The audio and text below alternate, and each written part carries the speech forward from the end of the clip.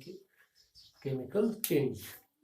अब आपको ये भी देखना है, मैंने थोड़ी बहुत एग्जांपल समझाई आपको कि केमिकल चेंज में क्या होता है। जब भी केमिकल चेंज होती है, आपको याद रखना है, जब भी कोई केमिकल चेंज होती है, केमिकल चेंज याद रखिएगा, जब भी कोई केमिकल चेंज होती है, ये मे और मे नॉट बी क्या होती है, ये इरिवर्सिबल हो भी सकती है, क्योंकि कुछ केमिकल रिएक्शन इज रिवर्सिबल है, याद रखो। इसके बाद जो यहाँ पे केमिकल चेंज में क्या होता है, वन और more than one new substances form, यहाँ पे नए सब्सटेंसेस बनते हैं इस फॉर्म। और याद रखिएगा, ड्यूरिंग केमिकल चेंज जो विजुअलाइजर कैरेक्टरिस्टिक फीचर्स है, जिनसे हम पहचान सकते हैं कि हाँ भाई केमिकल चेंज हो रही है, यहाँ पे केमिकल चेंज हो रही है, ना कि क्या फिजिकल चेंज। वो विजुअलाइजिंग फीचर्स क्या है एक केमिकल रिएक्शन के, वो आपको याद रखना है। हीट या लाइट अगर क्या हो गई, इवॉल्व,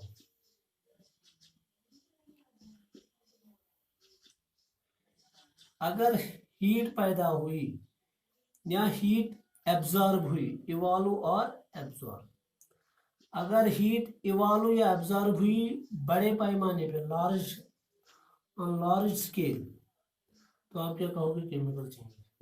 अगर लाइट भी प्रोड्यूस हो गई तो आप क्या कहोगे, केमिकल चेंज। इसी तरह अगर साउंड निकली बाहर तो आप क्या कहोगे, केमिकल चेंज। इसी तरह अगर गैस कोई बना, गैस फॉर्मेशन अगर हुई तो आप क्या कहोगे, केमिकल चेंज। अगर कलर में तब्दीली आई, कलर चेंज अगर हुई, इस तरह यहाँ पे आपने देखा ब्लू से क्या बन गया, ग्रीन, समझे, कलर चेंज तो केमिकल चेंज। इसी तरह अगर चेंज इन स्मेल, अगर स्मेल में भी क्या आ गई, तब्दीली, तो उस टाइम भी आप क्या कहोगे, शाबाश, केमिकल चेंज। या अगर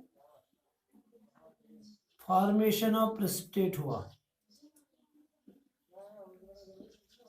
अगर प्रेसिपिटेट फॉर्मेशन हुआ तो तब भी क्या कहोगे आप, केमिकल चेंज। तो ये सब हम डिस्कस करेंगे। सपोज कलर चेंज अभी मैंने आपको यहाँ पे बताया इसके एग्जांपल, तो अब साउंड चेंज भी मैं बताऊंगा, गैस फॉर्मेशन भी हो सकती है, हीट लाइट ये भी हो सकता है, स्मेल भी चेंज हो सकता है, या फॉर्मेशन ऑफ प्रेसिपिटेट भी हो सकता है। तो इनकी एग्जांपल्स में अभी आपको अभी समझाऊंगा। पहले मैं लिखूंगा, before discussing these chemical changes which are taking place during the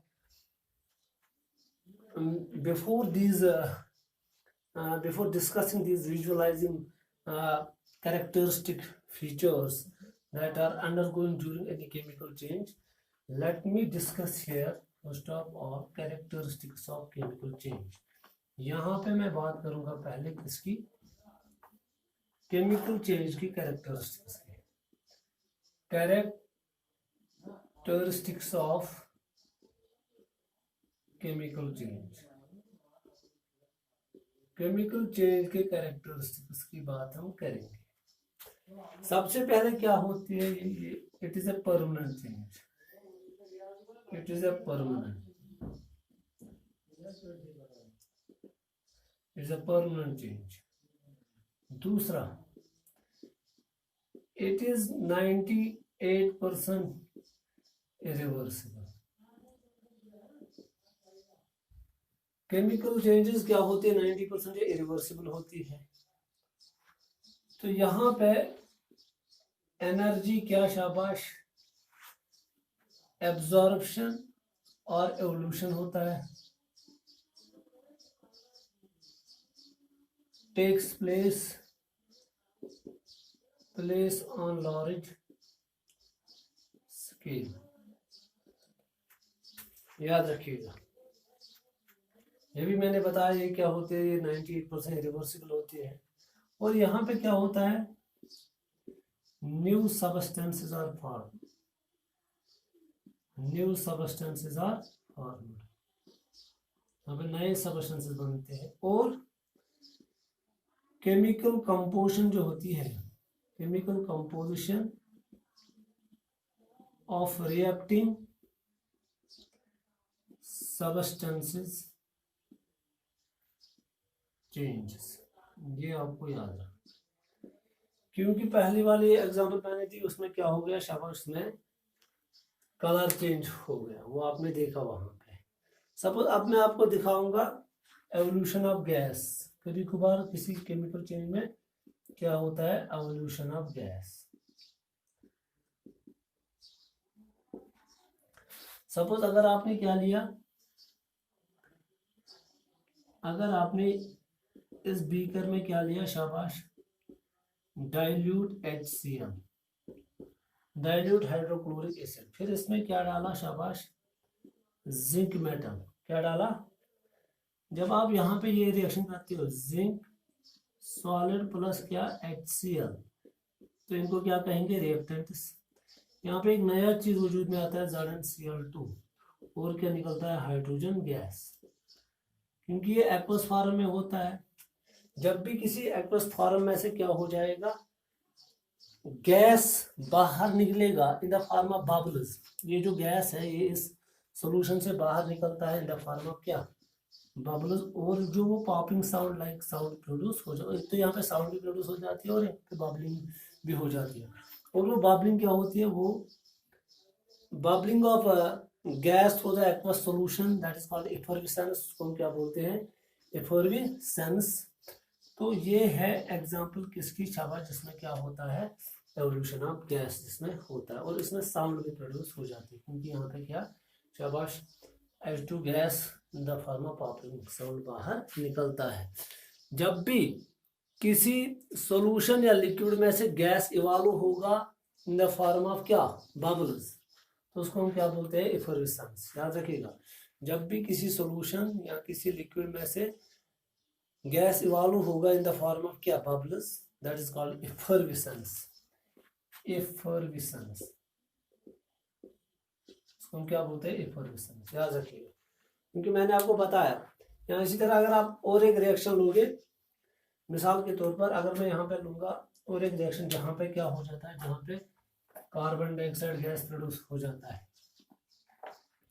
sub अगर मैं अभी लूंगा यहाँ पे NaHCO3, सोडियम बाइकार्बोनेट, इसको हम क्या बोलते हैं, सोडियम बाइकार्बोनेट। अगर इसके साथ HCl को मिलाएंगे, ये भी एक्वस, ये भी एक्वस, या इसको सॉलिड लेंगे, ये एक्वस फॉर्म में लेंगे, दैट इसको पानी में पहले डालेंगे, फिर उस पानी वाले HCl के क्या डालेंगे, NaHCO3, वहाँ पे क्या बन जाता है, एक तो वहाँ पे बन जाता है NaCl, और क्या बनता है, वाटर, और क्या बनता है, कार्बन डाइऑक्साइड गैस। तो यहाँ पे भी क्या हो जाता है, यहाँ पे भी गैस निकलता है, तो ये भी क्या इंडिकेट करता है, यहाँ पे भी बबलिंग हो जाती है, तो ये इंडिकेट करता है क्या, शाबाश, केमिकल चेंज हो रही है। इसी तरह आप चेंज ऑफ स्टेट भी देख सकते हो, क्योंकि मैंने बताया फिजिकल चेंज हो रही है, फिजिकल प्रॉपर्टीज में भी चेंज हो सकती है, उसमें स्टेट भी चेंज हो सकती है। सपोज अब अगर मैं अभी यहाँ पे क्या लूंगा, वाटर, जिसकी फार्मूला क्या है, H2O, ये लिक्विड है। अगर इसमें से क्या, इसमें हम क्या डालेंगे, H2SO4, सल्फ्यूरिक एसिड, तो यहाँ पे क्या हो जाता है, ये समझो इन प्रेजेंस ऑफ इलेक्ट्रिसिटी भी आप H2SO4 भी डालोगे, और क्या दोगे आप बाहर, इसको इलेक्ट्रिसिटी, इसको हम इलेक्ट्रोलिसिस भी बोलते हैं। तो यहाँ पे क्या हो जाता है, एक तो हाइड्रोजन गैस प्रोड्यूस हो जाता है, और क्या निकलता है, ऑक्सीजन गैस। ये क्या था, यहाँ पे लिक्विड, यहाँ पे क्या बन गया, गैस, यहाँ पे भी क्या बन गया, गैस। तो दैट मीन्स स्टेट भी चेंज हो सकती है, किसमें, शाबाश, केमिकल चेंज में। इसी तरह मैंने आपको बताया था कलर चेंज हो सकता है, तो उसकी एग्जांपल मैंने आपको दी। और इसमें आप और एक चीज याद रखोगे, और एक एग्जांपल अगर आप याद रखोगे, कॉपर कार्बोनेट, CuCO3, अगर इसको देखा जाएगा, ये लिक्विड होता है, sorry, copper carbonate green colour होता है, ये सॉलिड होता है जब हम इसको क्या करते हैं, हीट करते हैं। देन हमने यहाँ से हीट दी इसको। जब भी हम किसी चीज़ को यहाँ से बाहर से हीट देते हैं कोई रिएक्शन करने के लिए, उसको हम क्या बोलते हैं, एंडोथर्मी। बहुत सारे रिएक्शन ऐसे हैं जहाँ पे दो सब्सटेंस से रिएक्ट हो जाते हैं और वहां से एनर्जी बाहर निकलती है, उसको हम क्या बोलते हैं, एक्सोथर्मी। सपोज जब हम इसको हीट अप करते हैं तो यहाँ पे क्या बनता है, कॉपर ऑक्साइड CuO, ये ब्लैक कलर का होता है। और क्या निकलता है यहाँ पे, कार्बन डाइऑक्साइड यहाँ पे बाहर निकलता है, ये भी गैस। ये एंडोथर्मिक है क्योंकि हमने यहाँ से हीट दी। इसी तरह अब समझ आया होगा आपको एंडोथर्मिक रिएक्शन क्या होते हैं। ऐसी केमिकल रिएक्शन, ऐसी केमिकल चेंजेस जिन केमिकल चेंजेस को अंजाम देने के लिए हमें यहाँ से क्या देनी पड़ती है, बाहर से हमें क्या देनी पड़ती है, हीट सप्लाई करनी पड़ती है, एनर्जी देनी पड़ती है, उनको हम क्या बोलते हैं, एंडोथर्मी। सपोज यही एक एग्जांपल है, आप ले सकते हो यहाँ। और एक एग्जांपल मैं ले लूंगा CO3, कैल्शियम कार्बोनेट, मार्बल, यहाँ चाक जिसको आप बोलते हैं। अगर आप इसको क्या करोगे, हीट, कैल्शियम ऑक्साइड निकलता है, कार्बन डाइऑक्साइड निकलता है। तो एक तो यहाँ पे स्टेट भी चेंज होता है, कलर वगैरह सब चेंज होता है, और दूसरा ये कि हमें बाहर से हीट देनी पड़ती है, तो इसको हम क्या बोलेंगे, एंडोथर्मी। इसी तरह कभी कभार एक्सोथर्मिक भी हो सकते हैं, दैट मीन वहां से एनर्जी बाहर निकलेगी। सपोज अगर आप HCl एक्वस, पहले इस एसिड को किस में डालोगे, पानी में थोड़ा सा, फिर थोड़ा सा NaOH किस में डालोगे, सोडियम हाइड्रोक्साइड, ये बेस है, किस में डालोगे, पानी में। तो क्योंकि आपको पता होगा न्यूट्रलाइजेशन रिएक्शन क्या होते हैं, जिसमें क्या एसिड और बेस आपस में रिएक्ट करके साल्ट और वाटर बनाते हैं, और वहां से क्या निकलती है, एनर्जी बाहर निकलती है। तो यहाँ पे क्या बनेगा, NaCl एक्वस वाटर, और क्या निकलता है यहाँ पे, एनर्जी। तो जब रिएक्शन से ही बाहर निकली एनर्जी तो उसको क्या बोलते हैं, एक्सोथर्मी। जब भी किसी रिएक्शन में वही से एनर्जी बाहर निकलेगी, बाहर क्यों आएगी। सपोज अगर आप क्या करोगे, HCl एक बीकर में लोगे, NaOH दूसरे बीकर में लोगे, फिर दोनों के एक बीकर में क्या मिक्स करोगे, तो ये बीकर क्या हो जाएगा, गर्म हो जाएगा, या हीट अप हो जाएगा। तो हीट अप होना है क्योंकि इस रिएक्शन से उधर से क्या निकले, एनर्जी बाहर, हमने कोई यहाँ एनर्जी नहीं दी, तो इसको हम क्या कहेंगे, एक्सोथर्मिक रिएक्शन। तो ये आपको याद रखना है, क्योंकि मैंने आपको बताया था प्रेसिपिटेट भी बन जाता है। दैट मीन्स अगर आप दो एक्वस सॉल्यूशंस को आपस में मिलाओगे तो वहां पे एक ऐसा प्रोडक्ट तो बन जाता है जो इंसॉल्युबल फॉर्म में सेटल डाउन हो जाता है, उसी को हम क्या बोलते हैं, प्रेसिपिटेशन रिएक्शन। सपोज अगर मैं यहाँ पे लूंगा AgNO3 silver nitrate aqueous plus, शाबाश, यहाँ पे लेंगे हम KCl एक्वस, तो यहाँ पे क्या बन जाता है, ये डबल डिस्प्लेसमेंट रिएक्शन आपको आगे पढ़ना है। यहाँ पे एक तो AgCl बनता है, ये प्रेसिपिटेट बनता है, वाइट प्रेसिपिटेट नीचे आ जाता है, और क्या निकलता है, KNO3 sodium nitrate salt aqueous.